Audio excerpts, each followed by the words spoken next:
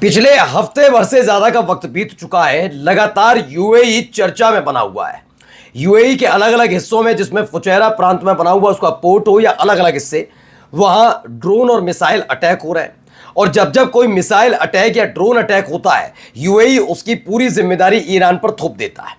Iran इससे पहले 1 से 2 बार सफाई दे चुका है कि उसने किसी भी तरह का हमला यूएई के प्रतिष्ठानों पर नहीं किया। यूएई के प्रतिष्ठानों पर, अमेरिकी बेस या अमेरिका के दूतावास पर हमले से कभी भी पीछे ईरान नहीं हटा। उसने कहा वो तो हमला हम नहीं किया, लेकिन हमने यूएई के किसी भी प्रतिष्ठान पर हमला नहीं किया। ये बार बार 2-3 बार कह चुका है ईरान। अब वो कह रहा है जितने आरोप लगाने लगाते रहिए। इन सब के बीच यूएई के एक न्यूक्लियर पावर प्लांट पर अटैक होता है। उस अटैक का आरोप भी खुलकर यूएई पहले ईरान पर थोपता है और उसके बाद तमाम खाड़ी देशों से कहता है कि साथ आइए, हमारे साथ आइए, यानी कि अमेरिका की मंशा ईरान पर हमले वाली पूरी कीजिए। अब कहानी इस अंदर इंटरनल है कि आखिरकार यूएई अमेरिका का मोहरा क्यों बनना चाहता है, यह बात अलग है। लेकिन फिलहाल खबर यह निकल कर आई थी कि यूएई के उस प्लान को, जो हमने दिखाया भी था, कि मना कर दिया था तमाम देशों ने, जिसमें कतर और सऊदी अरब सबसे आगे आए, कुवैत आ गया है। उसने कहा नहीं, हम किसी भी तरह का हमला ईरान पर करने के लिए आपके साथ खड़े नहीं है। इससे बौखलाया हुआ यूएई, जिसके न्यूक्लियर पावर प्लांट पर हमला हुआ, बड़ा हमला हुआ, दिखाऊंगा, उसका आरोप उसने सऊदी अरब पर भी लगा दिया कि ईरान और सऊदी अरब ने मिलकर यूएई पर ही अटैक किया है। खैर, इससे आगे की कहानी यह है कि कल तक अमेरिका ने ईरान के जो न्यूक्लियर पावर प्लांट पर हमला किया था, उस पर आईएईए, जिसकी जिम्मेदारी ऐसे न्यूक्लियर पावर प्लांट जहां जहां बने हुए हैं उसकी देखरेख, वहां क्या बन रहा है, क्या नहीं बन रहा है, क्या चीजें हो रही है, उसकी जिम्मेदारी होती है, वो तब शांत रहा। लेकिन यूएई पर हुए ड्रोन अटैक के फौरन बाद जाग उठता है। ईरान फिर मना कर देता है कि हमने ऐसा कोई हमला नहीं किया। हम आपको लगातार दिखा रहे हैं कि अमेरिका और इजराइल दोबारा बड़ा हमला करने की कोशिश कर रहे हैं ईरान पर। इन सब के बीच ईरान की जो महिला ब्रिगेड है, उसने हथियार उठा लिए। यानी न केवल आईआरजीसी, बल्कि ईरान की एक अलग महिला ब्रिगेड भी है, जिसने ट्रेनिंग लेनी शुरू कर दी है। और दिखाऊंगा, जब चीन के राष्ट्रपति और डोनाल्ड ट्रंप के बीच बातचीत हो रही थी चीन के अंदर, वहां दरवाजे पर धक्के मार के भगाने की कोशिश हो रही थी ट्रंप के लाडले को। वजह खुद देखिएगा। और जाते जाते खबर स्ट्रेट ऑफ हॉर्मुज से भी जुड़ी है। नमस्कार, मैं हूं प्राज्वल गौतम और आप देख रहे हैं टाइम्स एक्सप्रेस। पहले ये खबर आई है निकलकर, ये खबर देखिए। इसमें पहले एक मैप आया है। मैप में आप जरा समझिए क्या क्या है। कुवैत है, बहरीन है, और ये यूएई का बाराखा इलाका है, जहां पर इनका न्यूक्लियर पावर प्लांट बनाया। ईरान वहां पर है। इधर अगर आप आते हैं तो सऊदी अरब है, यानी यूनाइटेड स्टेट्स से, यूएई से ठीक ऊपर देखेंगे बहरीन के बिल्कुल साइड में अगर देखेंगे पश्चिमी इलाके में, तो पड़ता है सऊदी अरब, और इधर की तरफ सऊदी। अब इस हमले के बाद जहां पूरी तरफ हल्ला मचा हुआ है, किसने अटैक कर दिया, यूएई ने एक लेटर जारी किया। ये वो पहले देखिए, ये बराखा, और उसके बाद ये लेटर यूएई ने जारी किया 17 तारीख को। और इसमें आरोप किस पर लगा दिया है? सीधा आरोप लगा दिया है सऊदी अरब पर। तो आरोप इस बार सऊदी अरब पर क्या है, जरा बता देता हूं। इसमें दावा किया जा रहा है कि यूएई ने एक सैन्य बयान जारी किया है, जिसमें बरकाहा स्थित उसके परमाणु संयंत्र, जो न्यूक्लियर फैसिलिटी है, को निशाना बनाने वाले ड्रोन पश्चिम से आए थे। पश्चिम में पड़ता है इनके क्या, सऊदी अरब। यूएई के पश्चिम में सऊदी अरब पड़ता है, और वहां लेकर दावा किया जा रहा है कि उस इलाके से इनके यहां ड्रोन आए थे, यानी सऊदी अरब की तरफ से अटैक हुआ, ऐसा दावा है। इसमें हमारी 2 संभावनाएं बनती हैं, तीसरी नहीं।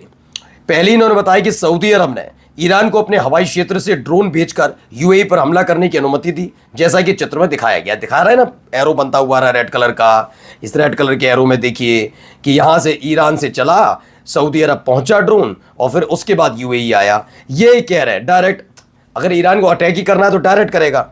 दूसरा कह रहे हैं सऊदी अरब ने खुद यूएई पर हमला किया। ये 2 तरह के उन्होंने कहा कि जो भी बात है, अब ईरान के साथ साथ सऊदी अरब को भी विलेन के तौर पर खड़ा करने की कोशिश यूएई कर रहा है। दरअसल कोई दुखती नब्ज है, क्या है, क्लियर नहीं है, लेकिन फिलहाल ये देखने को मिल रहा है यूएई अब एक तरीके से मोहरा बनता हुआ नजर आ रहा है अमेरिका के लिए, अमेरिका के हाथों में, है ना। अब इन सब के बीच आईएईए जाग जाता है। कहा जा रहा है कि after 3 drones attacked the UAE, the International Atomic Energy Agency issued a notice of grave concern over the strike near Barakah nuclear plant. दावा किया जा रहा है कि 3 ड्रोन अटैक हुए यूएई के IAEA पर यानी इंटरनेशनल एटॉमिक एनर्जी एजेंसी पर, उसके बाद जैसे ही यूएई पर अटैक हुआ तो उसके बाद इंटरनेशनल एटॉमिक एनर्जी एजेंसी जागी, उसने एक नोटिस जारी किया, इसे गंभीर बताया। उन्होंने कहा इस तरह का हमला बराका न्यूक्लियर प्लांट पर हुआ है, ये वाकई गंभीर है। इस पर ईरान ने कहा है we don't no role in these attacks. उन्होंने कहा ऐसा हमारा जो भी हमला हुआ है इसमें हमारा कोई रोल नहीं है, ये समझ लीजिए आप। अब आगे देखते हैं इसमें मानेंगे नहीं मानेंगे। अब आते हैं इजराइल और अमेरिका, क्योंकि यूएई मोहरा बन रहा है, मैं बार बार कह रहा हूं, और इन सब के बीच दावा है कि आने वाले वक्त में इसका इस्तेमाल, यूएई का इस्तेमाल जरूर करेगा इस बार अमेरिका ईरान, और अमेरिका और इजराइल। अब इन सब के बीच एक वीडियो निकलकर सामने आई, जब ग्राउंड ऑपरेशन की बात चल रही है, ऐसे में कैसे अपने देश को बचाया जाए, इसके लिए महिला ब्रिगेड भी सामने आई। सुनिए क्या हो रहा है, देखिए।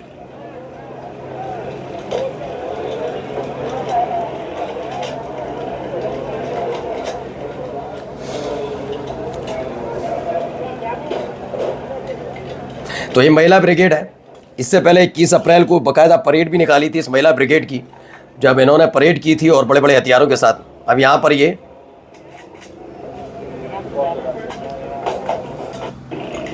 तो महिला ब्रिगेड है ये, और इन्होंने जो दावा है बताते हैं। ये वीडियो ईरान में महिलाओं को दी जा रही हथियारों की ट्रेनिंग का बताया जा रहा है कि अमेरिका से युद्ध के मद्देनजर नागरिकों को भी हथियार प्रशिक्षण दिया जा रहा है, ताकि किसी ज़मीनी हमले की सूरत में वे भी लोहा ले सकें। यानी आने वाले वक्त में अगर अटैक के नाम पर अगर आप ग्राउंड ऑपरेशन शुरू करते हैं तो ये भी देखा जा रहा है कि वहाँ की महिलाएं भी हथियार उठाने के लिए तैयार है। अब देखिए ट्रंप के लाडले भाई साहब हैं, कैसे इनके साथ हुई सलूक, क्या है तो सलूक हुआ इनके साथ, क्या देखिए। ये आते हैं अंदर, शी जिनपिंग और ट्रंप की बातचीत चल रही है, इनसे पूछ रहे हैं गार्ड्स कहाँ है भैया, इनका बैच कहाँ है, कौन है, हम क्या जाने, हम क्यों, बिना बैच के अंदर एंट्री नहीं है। फिर फ़ौरन ही बैच मंगाया गया। वो मुंह ताकते रहे कि भाई ये क्या हो गया, इतनी दूर से हम आए और मैं कौन हूँ, छोटा मोटा आदमी तो हूँ नहीं, मैं ट्रेजरी सेक्रेटरी हूँ अमेरिका का। उसके बाद ही अंदर जाने दिया गया, बैच दिखाओ, सीधी बात जाओगे, होंगे आप ट्रंप के खास, होंगे आप ट्रेजरी सेक्रेटरी, लेकिन हमारे यहाँ बिना आईडी के नहीं। देखिए शी ट्रंप बैठक के लिए अमेरिकी ट्रेजरी सेक्रेटरी बिना आईडी के पहुँचे, चीनी सुरक्षा कर्मियों ने उन्हें रोक दिया। आईडी आने के बाद ही वे अंदर जा सके, यानी उससे पहले अंदर जाने की इजाज़त नहीं थी। ये भारी फजीयत।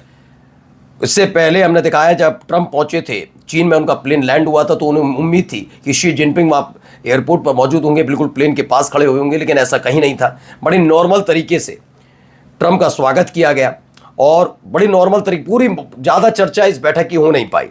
और जाते जाते ज़रा स्ट्रेट ऑफ हॉर्मुज के हालात क्या है ज़रा वो भी देखिए। ये देखिए,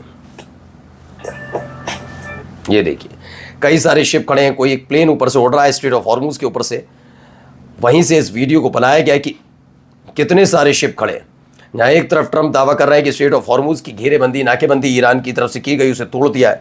the Strait of Hormuz viewed from a civilian aircraft, no vessels are moving, एक भी वेशल हिल नहीं रहा। यानी कि जो दावा ईरान का है वो ज़्यादा पुख्ता होता नजर आता है। नमस्कार।